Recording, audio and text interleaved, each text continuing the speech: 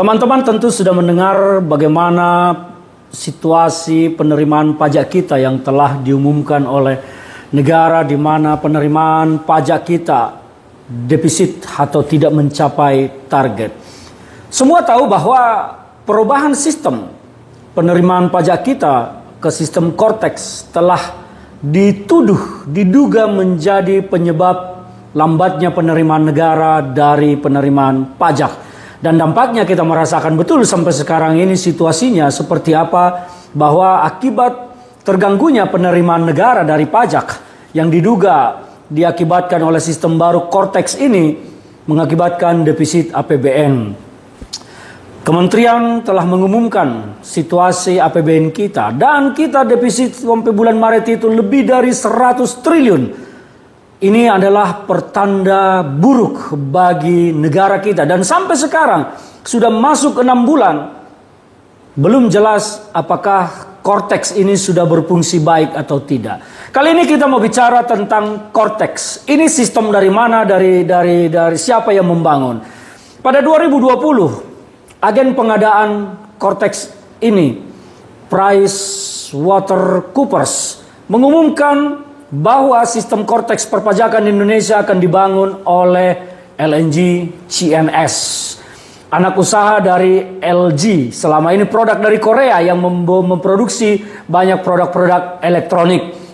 Jadi LG CNS ini adalah anak usaha dari LG. Mereka lah yang membangun sistem Cortex kita. Mereka memang punya pengalaman membangun sistem perpajakan juga di Korea.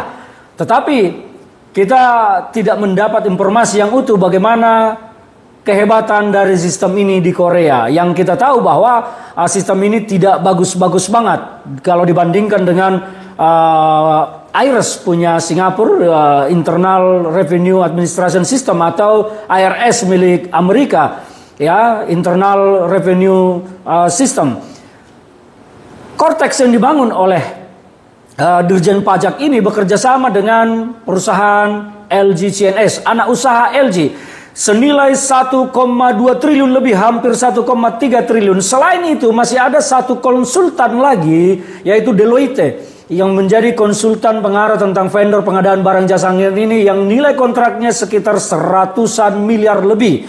Nah, persoalannya adalah mengapa pemerintah memilih LG yang mengembangkan sistem perpajakan kita, sementara referensinya sistem perpajakan di Korea juga tidak bagus-bagus banget, karena defisit anggaran juga di Korea lumayan tinggi, masih mencapai sekitar 3,3%. Jadi kenapa kita berguru kepada negara yang kurang sukses penerapan sistem pajaknya? Mengapa kita tidak berguru kepada Singapura yang menggunakan IRAS, ya, Integrated Revenue Administration System? Ini di Singapura sangat terintegrasi semua. Makanya pendapatan Singapura itu dari pajak sangat terkontrol dan sangat bagus. Di Amerika juga begitu, IRS namanya, cukup bagus meski masih ada kekurangan-kekurangan. Di Cina bahkan sudah full menggunakan teknologi AI untuk penagihan pajak dari masyarakat kita. Bahkan teknologi AI yang digunakan itu bisa membaca kepatutan pelaporan pajak masyarakatnya. Nah, ini kembali kepada soal Dirjen Pajak dan LG CNS. Mengapa Dirjen Pajak harus menggunakan jasa PricewaterhouseCoopers sebagai agen pengadaan barang ini? Agen ini kan namanya, artinya ada tangan di antara pemerintah dan LG CNS. Ada agen, yaitu PwC, PricewaterhouseCoopers, yang selama ini kita kenal semua adalah jasa konsultan di Indonesia ini. Dan buruknya adalah sekarang kita merasakan bagaimana sistem perpajakan kita terganggu, bahkan anggaran ini sangat besar. Bagi saya, apa yang terjadi sekarang ini sudah patut untuk diselidiki oleh KPK. Sistem yang rusak, yang kacau balau, yang belum benar ini, padahal ini sudah dari 2020. Mestinya sekarang sistem ini sudah berfungsi dengan baik, tetapi mengapa belum berfungsi dengan baik? Masyarakat banyak mengeluh, artinya ada sesuatu yang janggal dan aneh di sini.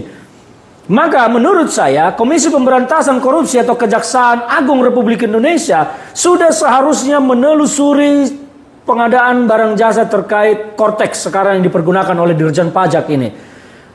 Pertanyaan saya, apakah memang semahal itu harga menggunakan jasa LNG CNS untuk membangun sistem perpajakan kita?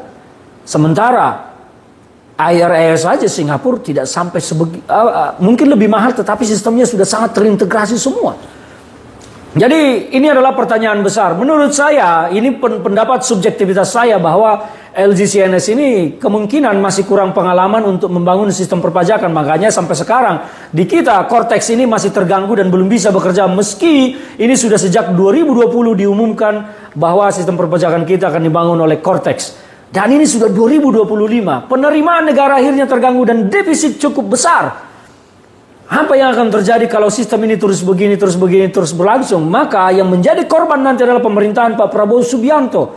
Dan saya pikir bahwa sudah saatnya Kejaksaan Agung maupun Komisi Pemberantasan Korupsi turun tangan memeriksa pekerjaan pembangunan sistem perpajakan kita yang disebut Cortex yang dibangun oleh LG CNS bersama PricewaterhouseCoopers dan konsultannya Deloitte.